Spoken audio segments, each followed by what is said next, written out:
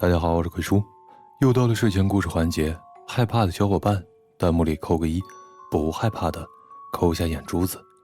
怪谈协会收录粉丝投稿的毛骨悚然的恐怖经历，以下都以第一人称讲述，切记千万不要夜里一个人看。平行世界。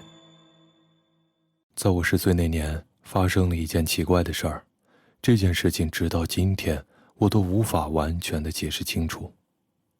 那是一个周末，我和几个朋友呢一起去图书馆参加了一个讲故事比赛。我记得那天我穿了一件蓝色的短袖，上面绣着白色的星星，那是我最喜欢的衣服了。比赛结束以后，我们都得到了小奖品，一本精美的绘本。当天晚上，我兴奋地向父母展示我的奖品，但他们却一脸茫然地看着我，说我最近呢一直在讨论马上来的比赛，而不是已经结束的。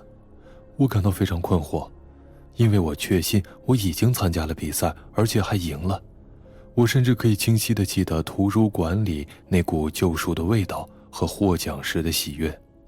我把这件事告诉了我的朋友们，但他们也都表示不记得有这样的活动。我开始怀疑自己的记忆，难道我真的记错了？几天以后，我在整理房间的时候，无意中发现了那本绘本，它静静地躺在了床底下，封面上的灰尘告诉我，它已经在那儿待了好几天了。我翻开书页，里面夹着一张像是获奖的颁奖词，上面写着：恭喜你的故事赢得了我们的喜爱。这时，我更加确信了我不是在做梦，我真的参加了比赛，而且还赢了。我决定再次询问父母，他们这次却告诉我，图书馆的故事比赛是在下周举行，而不是上周。我开始怀疑自己的时间感出了问题，或者是我做了一个梦，但那本书和卡片的存在让我坚信这些都不是梦。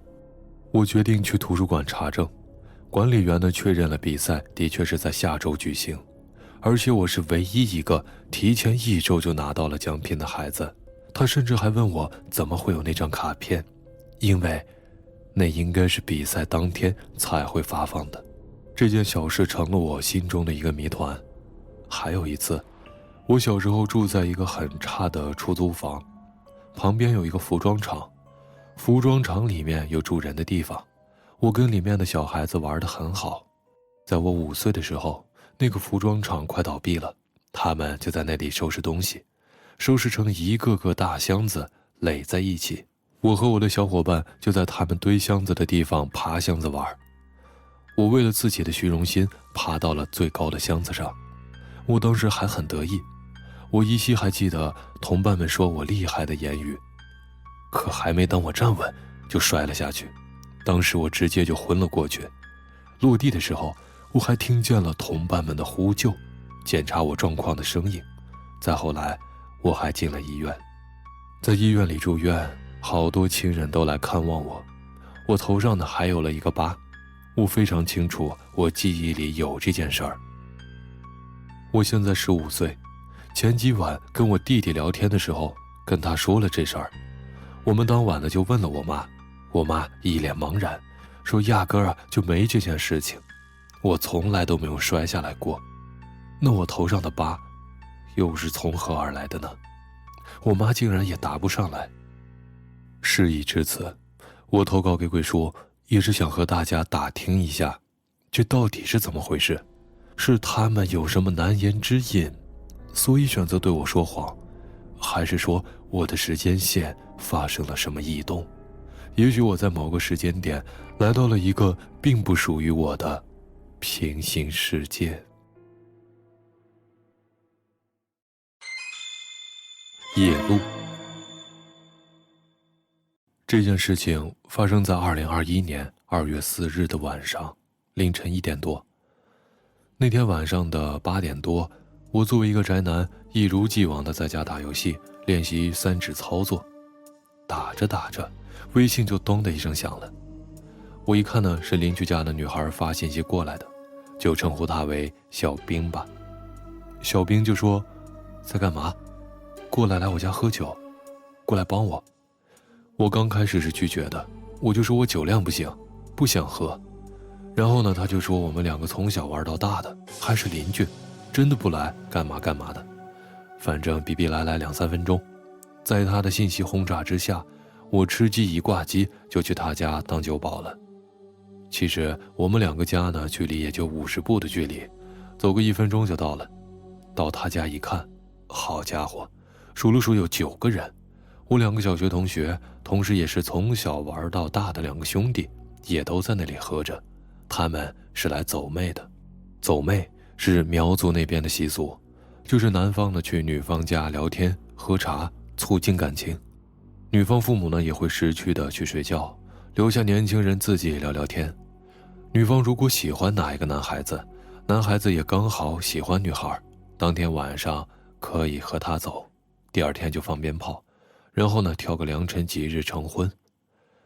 时代在发展，世界也在进步，以前喝茶，现在改为了喝酒而已。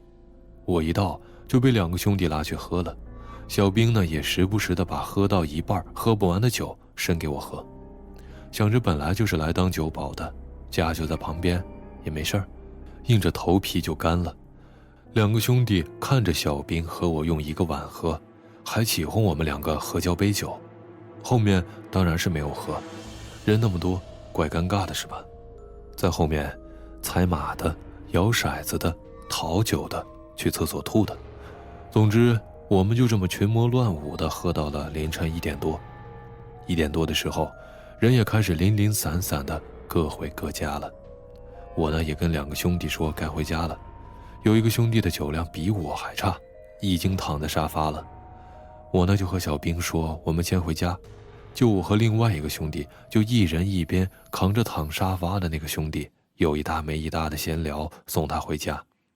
他家也不是很远，走了10几分钟就到了。把他送到他的床上，给他脱好鞋，和他父母打了一声招呼，我们2个也开始回家。到了广场，我那个兄弟呢就到他家了，他家在广场的旁边。他反复的确认我真的清醒，没有喝多，就和我道别回家。我呢一个人走回家。我家的必经之路有一棵不知道是几十年还是几百年的老树，反正很久了。我那个鬼火车呢就停在了那个树的正下方。我迷迷糊糊的走到了车的旁边，而当时不知道是酒精上来了还是怎么样，居然想着来一张自拍。接着我就坐上了鬼火车，打开装在鬼火车上的跑马灯，没有启动车啊，就是打开了灯光，鬼使神差的来了一张自拍。迷迷糊糊也就回家睡觉去了。那个时候呢可能是喝多了，看不清自拍照左边那个鬼笑脸。第2天7点起来看手机，准备从相册选一张照片发 QQ 朋友圈，发现了那一张昨晚拍下的自拍照。不仔细看还好，仔细一看，发现旁边有一张鬼脸，还是笑着的，很模糊的一张鬼笑脸。直接穿衣服出了房间，给爸妈说拿给他们看。爸妈说是我 P 的图，我当时都无语了。接着呢就发给了我的2个兄弟，说昨晚我一个人回家撞鬼了，又把那一张照片给发了过去。他们曝光看，当时也是惊呆了。第3天，我爸妈说那棵大树存在已经很久了，上面住着点什么东西也很正常，让我以后喝酒少走夜路，容易撞邪。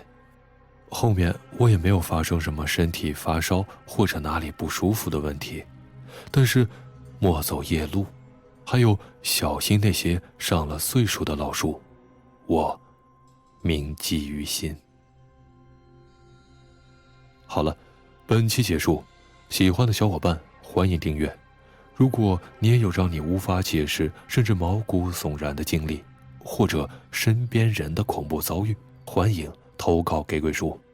下期不见不散。